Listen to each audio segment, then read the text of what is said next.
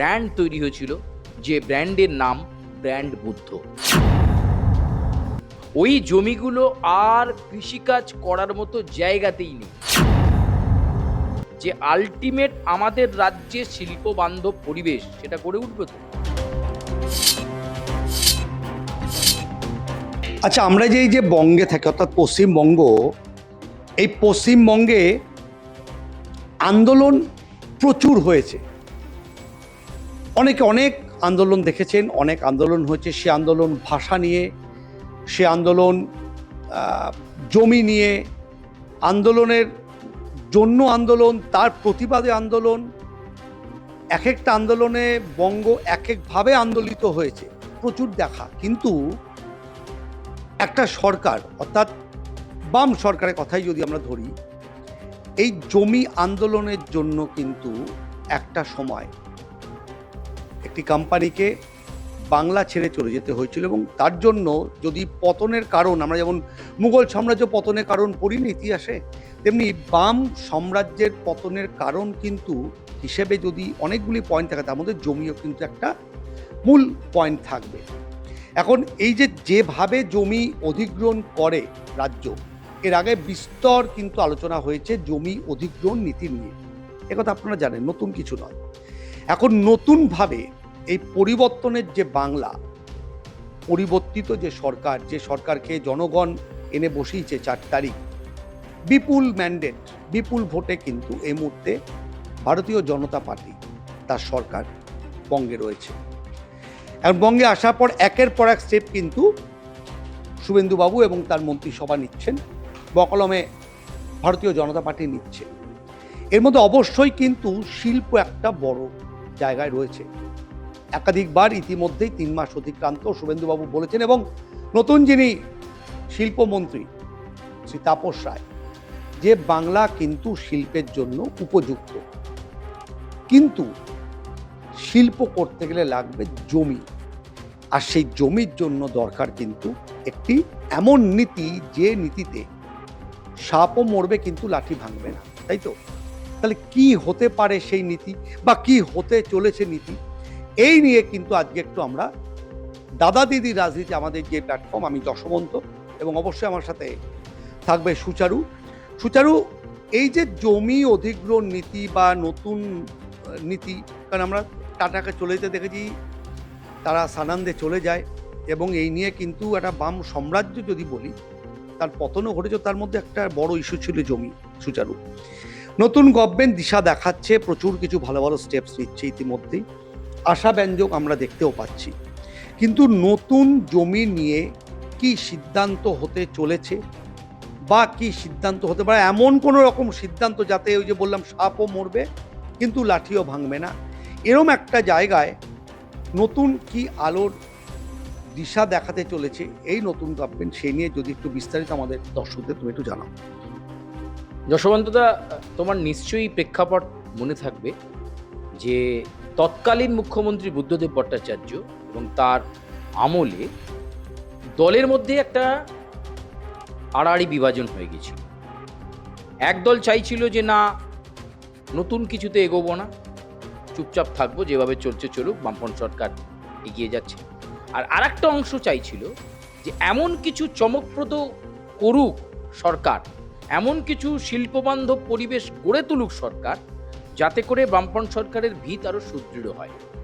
দলের মধ্যে একটা ব্র্যান্ড তৈরি হয়েছিল, যে ব্র্যান্ডের নাম ব্র্যান্ড বুদ্ধ, যেটাকে অনেকে ঈর্ষা করতেন দলের রাজ্য কমিটির অনেক শীর্ষ নেতৃত্ব। এই ব্র্যান্ড বুদ্ধ কি? বুদ্ধবাবু চেয়েছিলেন যে কৃষি আমাদের ভিত্তি, শিল্প আমাদের গৌরব। এই স্ট্যান্ড পয়েন্টকে নিয়ে তিনি সিঙ্গুরে একটা টাটা কারখানা করতে চেয়েছিলেন। টাটাকে কথা দিয়েছিলেন সেখানে প্রজেক্ট হবে, সেখানে গাড়ির স্ট্রাকচারাল যে বিষয় সেটা তৈরি হবে, এবং সেখান থেকে স্ট্রাকচারাল থেকে শুরু করে ফুল প্রোডাকশন হবে সিঙ্গুরে। এর ফলে কি হবে? কর্মসংস্থান হবে। এর ফলে কি হবে?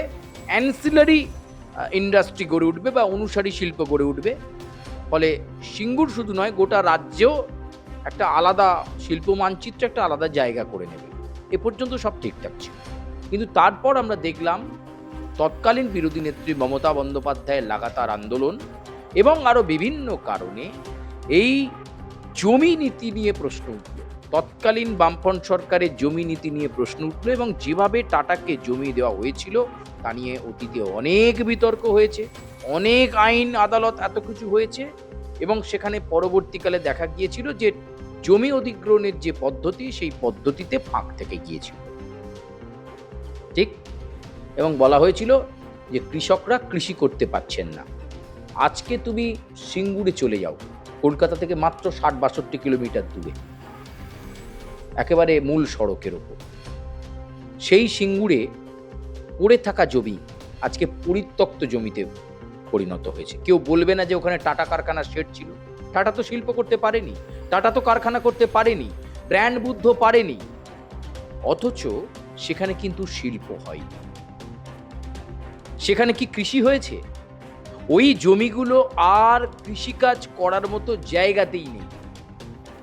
ওই জমিগুলোতে কি কৃষকরা আর কৃষি করেছেন? অনেককে তো জমির পাট্টা বিলি করেছিলেন তৎকালীন মুখ্যমন্ত্রী মমতা বন্দ্যোপাধ্যায়। সেখানে কি কৃষি ছেড়ে শিল্প হয়েছে? সেটাও হয়নি। তাহলে শিল্পও হলো না, কৃষিও হলো না। একটা গুরুত্বপূর্ণ গানের লাইন এই মুহূর্তে যশবন্তদা মনে পড়ছে, তুমিও জানো সেটা। হেইসা মালো ধান হো, কাস্তেটা দাও শান হো, জান কবুল আর মান কবুল। আজকে জান কবুল,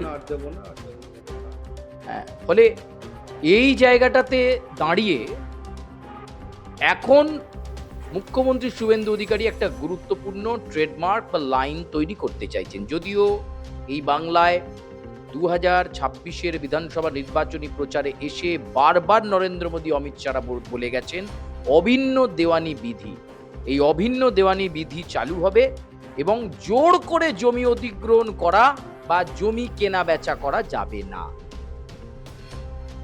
কিছুদিন আগেই মুখ্যমন্ত্রী শুভেন্দু অধিকারী একটা স্টেটমেন্ট দিয়েছে যে অবৈধ ওবিসির তালিকা বাদ দিয়েছে। এই কথায় কথায় অনেকে রাতারাতি ওবিসি হয়ে যাচ্ছিল, হ্যাঁ, ওবিসি নয় অথচ নিজেকে স্ট্যাবলিশ করছিল যে আমি ওবিসি। সেই তালিকা ইতিমধ্যেই বাতিল হয়েছে। অনেক ওবিসি সার্টিফিকেট পুরনো, যারা নিজেদেরকে ওবিসি বলে স্ট্যাবলিশ করার চেষ্টা করত, সেইটা কিন্তু মুখ্যমন্ত্রী শুভেন্দু অধিকারী বাতিল করেছেন। তিনি বলেছেন যে রাজ্যে আমি গুন্ডা দমনে আইন এনেছি, ওবিসির অবৈধ তালিকাকে বাদ দিয়েছি, এছাড়াও রাজ্যে আইনের শাসন প্রতিষ্ঠা করছি। এবার যেটা করব সেটা হচ্ছে যে অভিন্ন দেওয়ানি বিধি, যে বিধি পাশ হলে, যে বিধি আইনে পরিণত হলে জমি কেনাবেচার ক্ষেত্রে বা জমি অধিগ্রহণের ক্ষেত্রে কতগুলো প্যারামিটার এসে যাবে। দেখো, অতীতেও বারবার দেখা গেছে, শুধু তো বামফ্রন্ট সরকারকে দায়ী করে লাভ নেই। গত 15 বছরে একাধিকবার মমতা বন্দ্যোপাধ্যায় স্পেশাল ইকোনমিক জোনের কথা বলেছিলেন, সেই সমস্ত জায়গাগুলোতে কি শিল্প হয়েছে? শিল্প হয়নি। বাংলার এই যে তুমি বললে যে একাধিক জমি মমতা, আমরা ঘটা করে দেখতাম বিজিবিএস, প্রথমে কিন্তু নামটা আমরা জানতাম না, পরে শুনলাম বেঙ্গল গ্লোবাল বিজনেস, এবং একাধিক মিত্তাল থেকে জিন্দাল, আম্বানি থেকে অম্বুজা, হেনকেও লোক নেই আমাদেরই বিধাননগর সল্টলেক উপনগরীতে। সুচারু, তুমি একাধিকবার গেছো, আমরা গিয়েছি আমাদের পেশার জন্য, কিন্তু আদতে কোথায় গত 15 বছর, এই সরকার 3 মাস হয়েছে, আগে 15টা জমি বা 15টা কারখানা বা 15টা শিল্প হয়েছে, হয়তো অনুবীক্ষণ যন্ত্র দিয়ে খুঁজতে হবে। তাহলে এই জায়গায় দাঁড়িয়ে এটাও প্রশ্ন, তুমি যারা বলছে শুনবো, যে শুভেন্দু বাবু এবং তার মন্ত্রিসভার কাছে, বিজেপি গভর্নমেন্টের কাছে কতটা বড় চ্যালেঞ্জ যে সেই সমস্ত ব্যবসায়ীদের আস্থা ফেরানো, ভরসা ফেরানো, একই সঙ্গে এই যে অভিন্ন দেওয়ানি বিধি, এবং যতটা শুনেছি উনি বলেছেন বিধানসভায় যে এমনভাবে জিনিসটি ইস্যু করবেন যাতে আন্ডার ওয়ান আমরা একটা জায়গা থেকেই সমস্ত জিনিসটার নজরদারি বলো বা তার ছাড়পত্র সবটাই হয়, তাই তো? একদম তাই। তো আমি যে কথা বলছিলাম যে এই প্রেক্ষাপটে এই অভিন্ন দেওয়ানি বিধি কিভাবে পাশ করানো যায়, তার আগে সরকারকে নিশ্চয়ই একটা ড্রাফট তৈরি করতে হবে। আমি একটা বিষয়কে যখন আইন হিসাবে আনবো, সুপ্রিম কোর্টের একজন প্রাক্তন অবসরপ্রাপ্ত বিচারপতি, তার নেতৃত্বে ইতিমধ্যে একটা টিম গঠন করা হয়েছে রাজ্য সরকারের পরামর্শে। সেই টিম কাজ করছে। সেই অভিন্ন দেওয়ানি বিধিতে কি কি থাকবে সেটা খুব গুরুত্বপূর্ণ ব্যাপার। কিন্তু আমরা এদিক থেকে দেখছি, অন্য দিক থেকে এমন নয় তো এই অভিন্ন দেওয়ানি বিধি বা এই জমি সংক্রান্ত গুরুত্বপূর্ণ আইন পাশ হয়ে যাওয়ার পর এমন হলো যে অনেকেই ক্লজে পড়ে গেলেন যে আমাকে আমার জমিটা ছেড়ে দিতে হবে। আবার অনেকে হয়তো এমন পরিস্থিতি দাঁড়ালেন যে জমি বিক্রি করা ছাড়া তার কাছে কোনো রাস্তা থাকবে না। এমনটা নয় তো, মানে আমি প্রকারান্তরে বলছি জোর করে জমি নেবো না, কিন্তু আইন এমন হলো, ক্লজ এমন হলো, যেমন এই ধরো অন্নপূর্ণা ভাণ্ডার, তার ক্ষেত্রে অনেকগুলো ডুজ অ্যান্ড ডোন্টস আছে, কারা পাবে কারা পাবে না এগুলো আছে। ঠিক একটা জায়গাতে একটা স্বচ্ছতা আনা দরকার।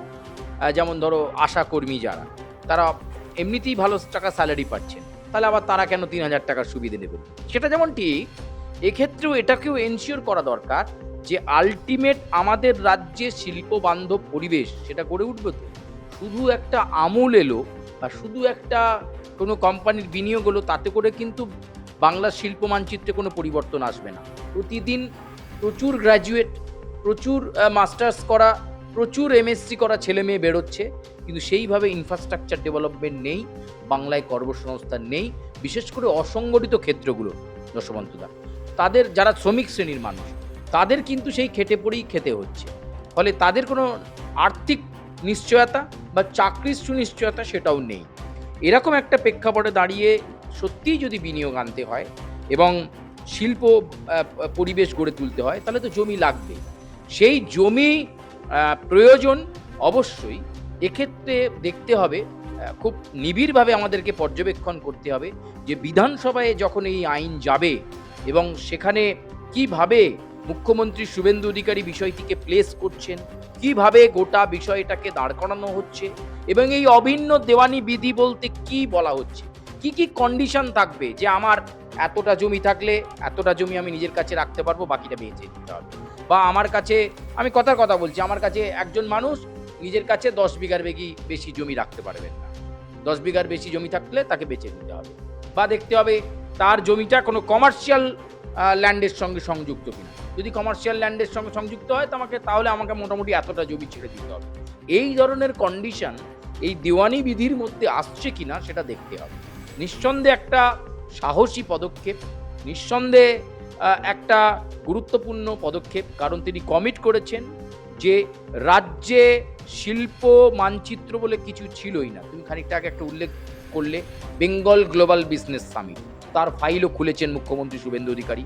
কোটি কোটি টাকার দুর্নীতি হয়েছে, বিভিন্ন সংস্থা এসেছে, মৌ স্বাক্ষর করা হয়েছে বলে তৎকালীন মুখ্যমন্ত্রী মমতা বন্দ্যোপাধ্যায় বলেছেন, কিন্তু একটা মৌয়েরও কার্যকর কোনো ভূমিকা নেই।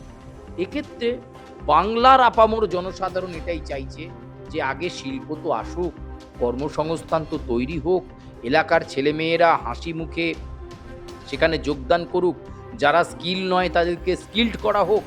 এই জায়গাটা সবচেয়ে বড় গুরুত্বপূর্ণ। ফলে এক্ষেত্রে এই লাইনটা খুব সুন্দর, জোর করে জমি নেওয়া যাবে না, কিন্তু দেওয়ানি বিধিতে কি রয়েছে, যে অভিন্ন দেওয়ানি বিধির কথা বলা হচ্ছে, নিশ্চয়ই প্রাক্তন অবসরপ্রাপ্ত বিচারপতি, তাও আবার সুপ্রিম কোর্টে তিনি রয়েছেন, তার পর্যবেক্ষণ অনেকটাই বড় হবে, বা তাদের সুপারিশ বা তাদের যে প্রস্তাব বা ড্রাফট সেটা নিশ্চয়ই খুব গুরুত্বপূর্ণ হবে। কিন্তু এক্ষেত্রে বাংলার মানুষ দেখতে চাইছে যে নতুন কি জমি নীতি আসছে।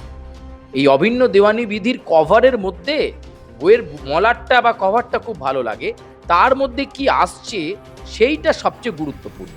এইটা বলে শেষ করবো যশবন্তদা, বাংলার মানুষ কিন্তু মুখিয়ে রয়েছে যে অনেক আশা প্রত্যাশা নিয়ে তারা প্রাতিষ্ঠানিক দুর্নীতির বিরুদ্ধে তাদের নিজেদের মত প্রকাশ করেছেন।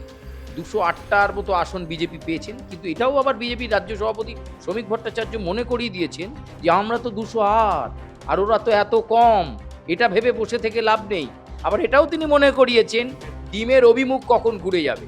ফলে আমি শুধু শিল্প শিল্প শিল্প বলে বাজনা বাজিয়ে গেলাম চলবে না। সত্যি যদি এই অভিন্ন দেওয়ানি বিধি আসে, তাতে কি কার্যকর হয়, ইউসিসি ইউনিকর্ন সিভিল কোড, তাতে কি আসে সেটা দেখতে হবে। কিন্তু এই মুহূর্তে বাংলার আপামর মানুষের হৃদয়ে যেটা বলতে চাইছে, আবার সেই একটা গুরুত্বপূর্ণ গানের লাইন বিখ্যাত সঙ্গীত শিল্পীর, যে খেতে কিষান খেত মজুর এই পশ্চিমবঙ্গ তার, চাকরি যারা পায়নি এই পশ্চিমবঙ্গ তার, আশার প্রত্যাশায় যারা বেঁচে আছে এই পশ্চিমবঙ্গ তার।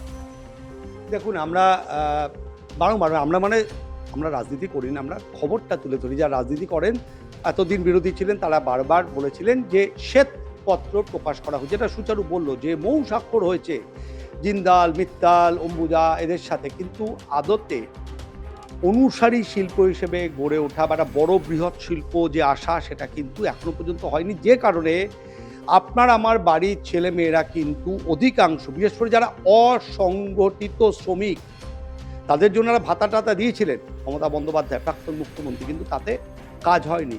এই নিয়ে প্রচুর রিলস প্রচুর হয়েছে, তারা রীতিমতো ঠুকেছেন মমতা বন্দ্যোপাধ্যায়কে সোশ্যাল মিডিয়ায়।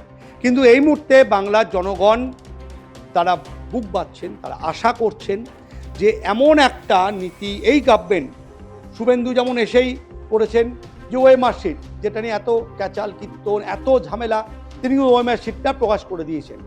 তাতে মুখ পুড়েছে মমতা বন্দ্যোপাধ্যায় এবং তার দলের। এখন তো তৃণমূল ভেঙে ভেঙে খান খান।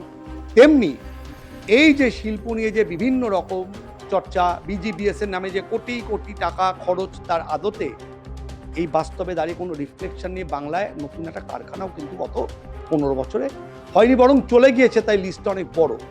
কাজেই আজকের দিনে দাঁড়িয়ে অত্যন্ত প্রাসঙ্গিক যে নয়া জমি নীতি, যেটা সুচারু বলল, আমি শুনেছি মুখ্যমন্ত্রীর কাছ থেকে, এবং অভিন্ন এমন একটা বিধি আনতে চলেছে সরকার, সেদিকে গোটা বাংলা এখন তাকিয়ে। আর সেই নীতি কখন কিভাবে আসে সেদিকে তাকিয়ে আমরা আমাদের কাজ সেই খবরটা সম্পূর্ণভাবে সততার সাথে আপনাদেরকে তুলে ধরা। আজ দাদা দিদি রাজনীতি এই পর্যন্তই।